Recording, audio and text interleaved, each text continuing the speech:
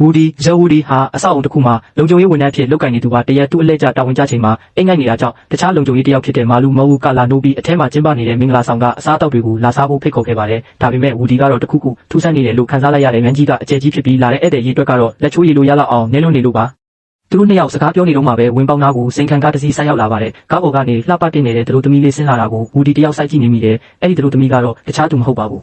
အေးဆက်တဲ့ပင်ကိုစရိုက်ကြောင့်လူသိများပြီးကုမ္ပဏီရဲ့အကြီးအကဲရာထူးကိုဆက်ခံမှုစူးစမ်းနေတဲ့ဆရာရှင်ယူရှိန်ယူပဲဖြစ်ပါတယ်သူမဘက်ကတော့အတွင်းရေးမှူးလင်းတယောက်တည်းပဲပါလာခဲ့တဲ့ရှင်ယူအတွက်တော့ကုမ္ပဏီရဲ့ခေါင်းဆောင်မှုခွင့်အာဏာကိုစုပ်ကိုင်နိုင်မှုဒီနေ့ပဲမင်္ဂလာဆောင်ကိုဖြစ်မြောက်အောင်ကျင်းပရမှာမို့လို့ဒီနေ့ဟာသူမအတွက်အရေးကြီးဆုံးနေ့တစ်နေ့ဖြစ်နေပါတယ်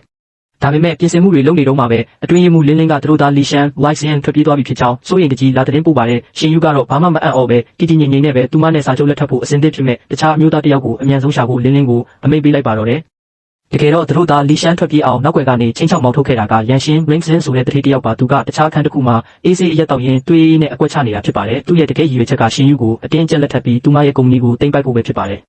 ယ်အဲ့ဒီချိန်မှာပဲရှင်ယူကအခန်းထဲမှာရှိနေတဲ့လုံခြုံရေးWoodyစီချင်းကပ်သွားပြီးလက်ထပ်စာချုပ်ကမ်းလှမ်းကချက်ချင်းလက်ထပ်ဖို့ပြောပါတော့တယ်Woodyကတော့ကြောင်ဝမ်းသွားပြီးအိမ်တော်ရေးဆိုတာအဆင်ပြေုံတက်နဲ့မဟုတ်ပဲအချစ်ပုံမှာပဲအခြေခံတင်တယ်လို့ပြောကညှင်းဆန်ခဲ့ပါတယ်ဒါပေမဲ့ဒါဟာသူတို့နှစ်ယောက်ကြားကဇလန်းရဲ့အစပြုခြင်းပဲဆိုတာသူတို့မသိခဲ့ကြပါဘူးWoodyကညင်းလိုက်ပေမဲ့လည်းရှင်ယူကတော့လက်မလျှော့ခဲ့ပါဘူးလင်းကလည်းစာချုပ်နဲ့လက်ထပ်ဖို့သဘောတူတဲ့တခြားလူတစ်ယောက်ကိုအမြန်ပဲရှာတွေ့ခဲ့ပါတယ်ဒါပေမဲ့မင်္ဂလာခမ်းနားမစတင်ခင်မှာပဲရန်ရှင်းကရုတ်တရက်ရောက်လာပြီးဒူးထောက်ကစိန်လက်စွပ်နဲ့ရှင်ယူကိုလက်ထပ်ခွင့်တောင်းပါတော့တယ်ရှင်ယူကတော့ရန်ရှင်းရဲ့မျိုးသားတဲ့ရည်ရွယ်ချက်တွေကိုသိနေတာကြောင့်ကုမ္ပဏီကိုသူ့လက်ထဲအကြမ်းမခံနိုင်ပဲပြက်ပြက်တသားညှင်းဆိုလိုက်ပါတယ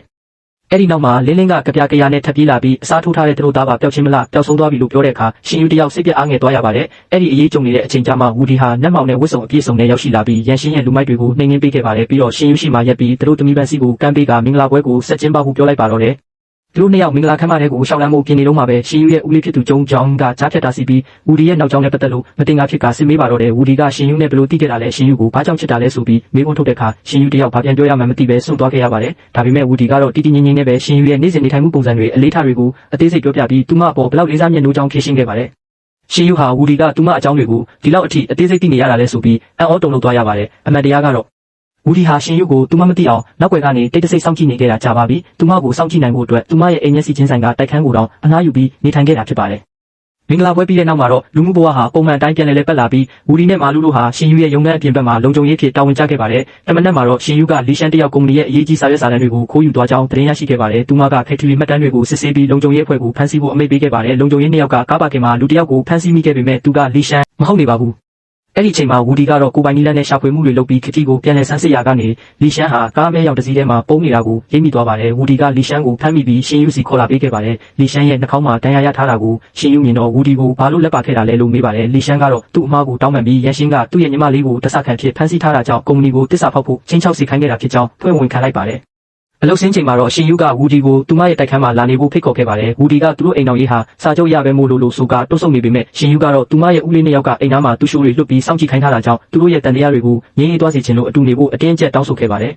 တိုက်ခန်းကိုရောက်တဲ့အခါရှင်ယူကစာချုပ်ထဲကစီကန်းချက်အချို့ကိုထပ်မံရှင်းပြပြီးသူမရဲ့ဦးလေးတွေယုံကြည်သွားအောင်လင်မယားအစ်စ်တွေလိုတဘာဝကြကြတရုပ်ဆောင်မှုပြောပါတယ်အဲ့ဒီအခါWoodyကမိမဆိုတာဗိုက်စာနေတဲ့လင်းယောက်ျားအတွက်ဟင်းချက်ပေးရတယ်လို့စနောက်လိုက်ရရှင်ယူကတော့သူမဟာဘသူ့အတွက်မှဟင်းမချက်ပေးဘူးတလို့ချက်လည်းမချက်တတ်ဘူးလို့အေးဆက်ဆက်ပဲပြန်ပြောခဲ့ပါတယ်အဲ့ဒီချိန်မှာပဲအိမ်ရှိပဲတီးတန်ကြားရပြီးရှင်ယူမှာထားတဲ့အစားအသောက်အမြောက်များကိုလာပို့ပါတယ်ရှင်ယူကWoodyကိုမကြွေးပဲတယောက်တည်းစားဖို့လုပ်ပေမဲ့Woodyကတော့ကပ်ဖဲဖဲနဲ့ဝင်စားလိုက်ပါတယ်အဲ့ဒီအချိန်လမ်းတစ်ဖက်ကနေရှင်ယူဦးလေးတွေလွတ်ထားတဲ့သူရှိုကတော့သူတို့နှစ်ယောက်အတူတူစားတောက်ပြီးရင်းနှီးနေကြတာကိုကြည့်ရင်ဒေါသထွက်လို့နေပါတယ်နောက်တနေ့မှာတော့Woodyဟာမာလင်းဆိုတဲ့ချစ်စရာကောင်းတဲ့ကောင်မလေးတစ်ယောက်နဲ့ဆုံတွေ့ခဲ့ပါတယ်မာလူကသူမဟာသူ့ရဲ့ညီမလေးဖြစ်ကြောင်းမိတ်ဆက်ပေးပြီးရှင်ယူရဲ့ကုမ္ပဏီမှာအလုပ်ရအောင်ကူညီပေးဖို့Woodyကိုတောင်းဆိုခဲ့ပါတယ်Woodyကလည်းမာလင်းရဲ့အလှအပကြောင့်စိတ်လှုပ်ရှားသွားပြီးကူညီပေးဖို့သဘောတူလိုက်ပါတယ်အဲ့ဒီနောက်Woodyကရှင်ယူကိုမာလင်းအကြောင်းတွားပြောပြီးသူမဟာအလားအလာရှိတဲ့မိန်းကလေးတစ်ယောက်ဖြစ်ကြောင်းစိုးရိမ်တကြီးနဲ့ထောက်ခံပေးခဲ့ပါတယ်လူတွေ့စစ်ဆေးတဲ့အခါမှာတော့ရှင်ယူဟာWoodyကမာလင်းကိုချီးမွမ်းခန်းဖွင့်နေတာကြောင့်မာလင်းရဲ့ကိုရေးရာဇဝင်နဲ့တပ်ပုံကိုတေချာစစ်ဆေးရင်တဝင်းတိုတဲ့အရေးအယောင်တွေပြသခဲ့ပါတယ်အဲ့ဒီနေ့ညနေပိုင်းမှာတော့ရှင်ယူနောက်ကိုမတမာတဲ့ရည်ရွယ်ချက်ရှိတဲ့လူတစ်ယောက်ကနောက်ယောင်ခံလိုက်လာခဲ့ပါတယ်ဒါပေမဲ့အဲ့ဒီလူအကွက်မရှိခင်မှာပဲWoodyကကြားဖြတ်တာစီးပြီးကဲတင်ပေးခဲ့ပါတယ်ရှင်ယူမသိခဲ့တာကတော့